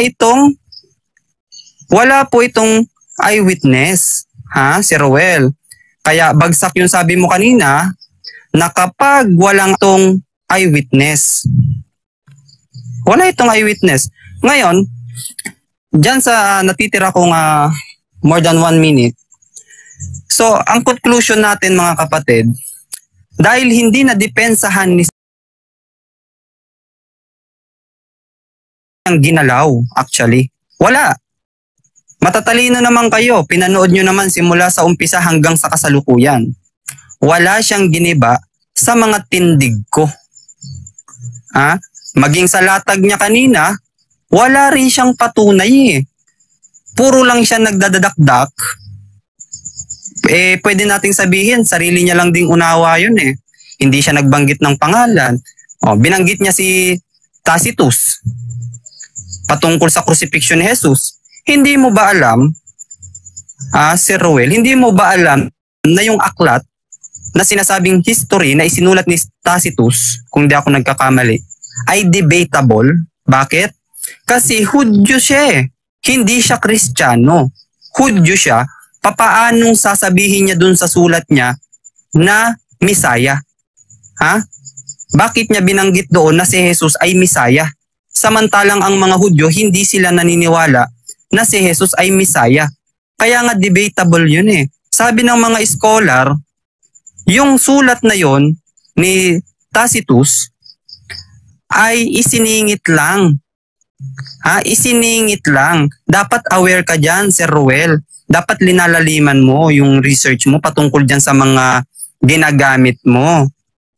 Kanina, pilit mong isinisingit yung patungkol sa Christology. Gusto mo kong dalhin doon sa crucifixion. Sir Ruel, hindi naman ako bata pagdating sa debate. So ang conclusion, wala siyang naitayo, wala siyang nagiba sa latag ko. Therefore, ang Biblia ay historically unreliable. Once you're ready. Thank you. Before I start my concluding statement, gusto kong i-pinpoint sa lahat po ng tagapakinig. Calling it puro laway and other things is not even a legit argument. Take note, my friends. Tama naman sinabi ng ating maginong kausap na we are on the debate. But to calling out someone is not even a good argument at all. Ad hominem ang tawag dyan, Mr. Light of Suna. So, concerning doon sa sinasabi na, na hindi naman ito acquired doon sa ganito at ganyan, let me quote Bart Ehrman. Sa mismong book niya na Misquoting Jesus, na nasa page 200 something or what. Pero sabi dito, let me read. The position I argue for in Misquoting Jesus does not actually stand at odds with Professor Metzger's position that the essential Christian beliefs are not affected by textual variants in the manuscript tradition of the New Testament. In short, tinanong ko kanina itong ating maginong kausap na damay ba ito sa core Christian teachings na historically na pinaniniwalaan ng mga Christians? He never answered that. Meron ba siyang na-debunk concerning the nature of revelation and testability? Concerning, for example, historicity of ease of the Quran and the rest of it? There's no answer on that. Bukod dito, yung tungkol sa philosophical coherence and openness to criticism, ang Bible, take note, ilang ulit niya pong criticize based on the misunderstanding of friends. When he said those arguments kasi, kailangan naman, Ryland's Papyrus, the rest of it, meron ba siyang nabanggit? Nothing. At saka nagbanggit siya tungkol doon sa burning competing copies of concerning to that, doon sa Caliph Uthman's version. Paano siya nakakasigurado na yung naturang standardized version na yun ay the same sa supposedly na pinahayag ni Allah kay Muhammad? He never answered that. Actually, marami akong sana masasagot dyan. Especially to the other things dyan. Like for example, sa Genesis 1 verse 2 na kung titingnan naman yung Hebrew, Ruach Elohim yon. Kaya natural na the Spirit of God ang napahayag or wind of God, so to speak. Meron ding nabanggit din itong ating maging kausap concerning to the about this issue concerning what else na? Yung iba pang mga arguments niya laban sa Bible. But you see, he never addressed anything at all. Nag-assume siya doon sa pag-argue in circles kasi. Now, he went on to say na ako daw yung nag-argue in circles, but I mentioned eyewitness testimony. I mentioned archaeological evidence. I mentioned manuscripts. I mentioned documentary evidences na pwede ko pang ibigay, pwede ko pang ipresenta kung mas mahaba pa sana yung time natin. And then, concerning to that matter, I would like to end this up by this. You see, mga kaibigan, kung titignan lang naman talaga ang mga punto de vista na sinabi niya, he was not really debunking anything in the presentation that I gave. Remember, my friends, present ako yung extensive manuscript evidence, internal consistency, corroboration with archaeological discoveries and external historical sources, eyewitness testimony, and detailed historical context, particularly concerning Jesus. By the way, hindi ako nagsisegue. Hindi ako nag-out of the topic dito, mga kapatid. Kaya ako nababanggit yung tungkol dyan para sana maipresenta niya na talaga bang reliable ang Quran when it comes also in the existence of Isa of Quran, o kung yung Isa na yon ang talagang nag-exist ng first century and not the Jesus of the Bible. However, instead of proving it na dahil ba sa totoo, how about the Quran? Missing verses, missing passage, nabanggit ko pa ngayon. Dive yan or whatever. Hindi yung nangangahulugan na agad-agad perfect yan. Remember? So I guess, ito lang masasabi ko dyan, mga kapatid. We need na sa mga nakikinig sa atin, Kristiyano man, atheist, Muslim, whoever you are, don't just believe in some sort of any... Hindi po. Bakit? I will go on to end this, sir. What if the Bible is more historically reliable? I hope we will do our homework at this point. Thank you so much.